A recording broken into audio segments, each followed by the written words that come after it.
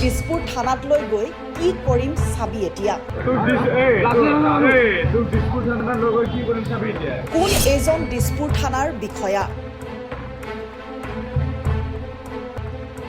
নিজকে আৰক্ষী অধীক্ষকৰ দেহৰক্ষী বুলি দিলে পৰিচয় প্ৰথমে চাওক এই দৃশ্যটো বৰ্তমান সামাজিক মাধ্যমত ভাইৰেল এই ভিডিঅ' ক্লিপটো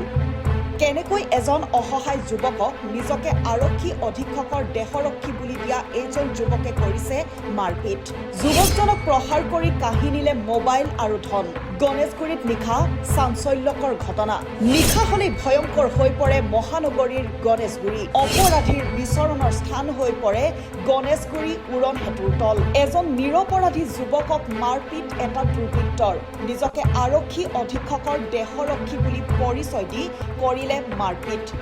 যুৱকজনৰ পৰা মোবাইল আৰু টকা লৈ পলায়ন কৰিলে উদণ্ড যুৱকজনে নিজকে দিছপুৰৰ আৰক্ষী বুলি পৰিচয় দিয়া এছপিৰ দেহৰক্ষী বুলি পৰিচয় দিয়া এইজন যুৱকৰ বিৰুদ্ধে এতিয়া কি ব্যৱস্থা ল'ব দিছপুৰ আৰক্ষীয়ে দিছপুৰ আৰক্ষী থানাৰ পৰা মাত্ৰ কেইমিটাৰমান আঁতৰতে সংঘটিত হোৱা সময়ত ক'ত আছিল আৰক্ষী নে সঁচাকৈয়ে এইজন উদণ্ড যুৱক দিছপুৰ আৰক্ষী থানাত কৰ্মৰত ভুক্তভোগী যুৱকজনে এতিয়া ন্যায় পাবনে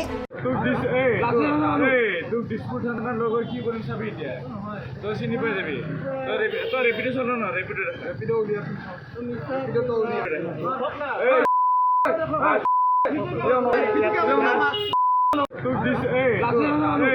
দিছপুৰ থানাৰ লগত কি কৰিম চাবি এতিয়া তই চিনি পাই যাবি তই ৰেপিডো চল ন ৰেপিডো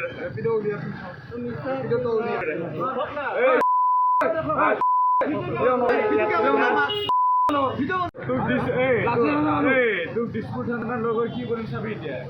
তই চিনি পাই যাবি তই ৰেপিডো চল ন ৰেপিডো